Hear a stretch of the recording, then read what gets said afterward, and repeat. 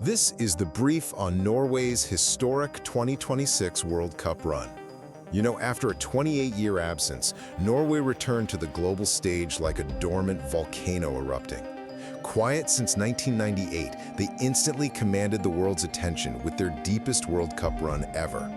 First, they did incredible damage on the pitch, reaching their first ever quarterfinal.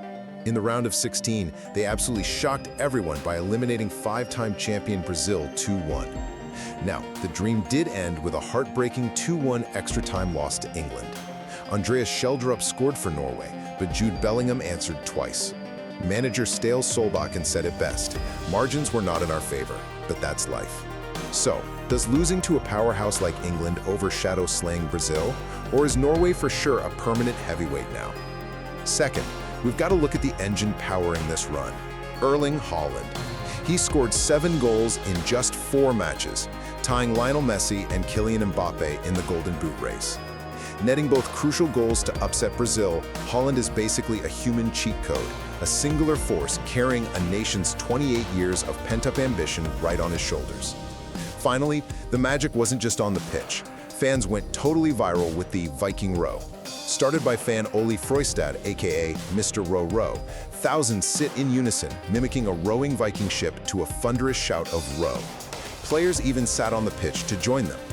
Much like Iceland's 2016 Viking clap, it literally turned massive stadiums into synchronized, intimidating longboats. Well, while they leave without the trophy, Norway's squad and their rowing fans have permanently docked themselves at football's top table. Welcome in, to this custom-tailored deep dive. Today, we are looking at a stack of recent FIFA match reports, historical stats, and some sports journalism from July 2026. Yeah, and it's quite the stack to get through. Right. Okay, let's unpack this. Because our mission today is to figure out how Norway, a team that hadn't even qualified for a World Cup in 28 years, managed to just capture the world's imagination and engineer this massive cultural phenomenon. It really is a staggering achievement when you look at the historical context. I mean, they didn't just show up. They eliminated five-time champion Brazil 2-1 to reach their first ever quarterfinal. Yeah, going from a nearly 3-decade drought to knocking out soccer royalty, I mean, that requires a very specific approach, both mentally and strategically. Yeah, well, looking at their tactical setup, it reminds me of like a rope-a-dope boxing strategy. They allowed Brazil to push them deeper and deeper into their own half, basically compressing them like a spring so that the moment they won the ball back, all that stored energy just launched their attack the other way. Exactly. They just absorbed the hits. Right, but I have to push back here a bit. Is sitting back and inviting that much pressure, essentially just tossing the ball to one superstar, really a sustainable way to win tournaments? Well, what's fascinating here is that historically, no, it rarely wins you a cup. You're basically inviting the other team to make mistakes, right? Yeah, because one lucky bounce or a deflection, and you're going home. Exactly. But Coach Ståle Solbakken realized that when your single outlet for those counterattacks is ErlingHaaland, well, the math kind of changes. Because you don't need 5 or 6 chances to score. You really don't. They didn't just stand around hoping for the best. They employed this incredibly rigid, low-block defense.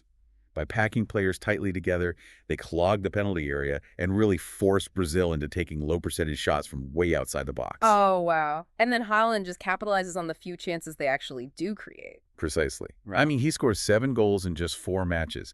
That includes a late brace against Brazil, scoring twice in the 79th and 90th minutes to totally stun them. Unreal. But, to make that low block work, you need someone catching all those outside shots.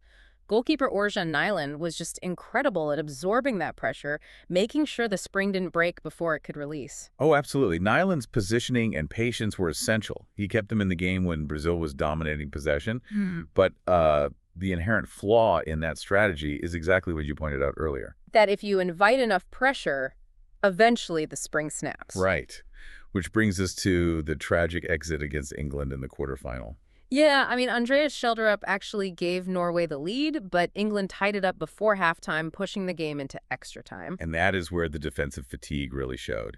In this totally heartbreaking twist, an agonizing extra-time spill by Nyland, who, had been so reliable, allowed Jude Bellingham to pounce. Just brutal. Yeah, Bellingham scored his second goal of the night, sealing a 2-1 English victory.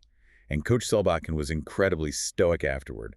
He was fighting back tears, simply noting that they played at the highest level, and he added, "Margins were not in our favor, but that's life." You'd think a devastating extra time loss like that would just completely silence the crowd, but here's where it gets really interesting. The exact opposite happened. Yeah, the resilience on the pitch was mirrored perfectly in the stands. If you watched any of the broadcasts, you couldn't miss the Viking Row. Right, thousands of fans sitting down in the bleachers doing this rowing motion to a thunderous shout of row.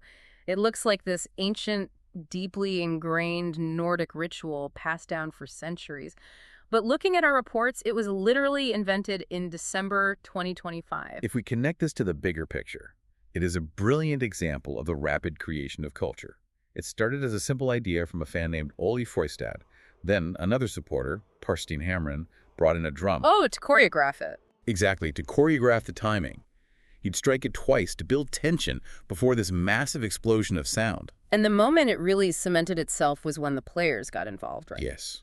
After their earlier win against Senegal, superstars like Martin Odegaard and Haaland actually sat down on the grass and performed the Viking Row perfectly in sync with the supporters. Erasing that barrier between the pitch and the fans, I love that. It elevated a catchy stadium chant into this profound symbol of national pride.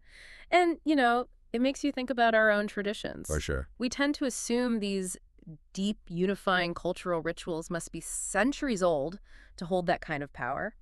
But the Viking Row proves you can manufacture that ancient feeling in mere months, simply through collective belief. It definitely challenges our perception of authenticity. Right. A tradition doesn't need to be ancient to bring people together. Exactly. This whole deep dive really leaves you wondering, if a timeless feeling Viking ritual is only a few months old, what other cherished, seemingly historical traditions in your own life or culture were actually just made up on the spot? If you enjoyed this video, please subscribe to Decision 45 to support the channel. Don't forget to hit that like button and subscribe for more.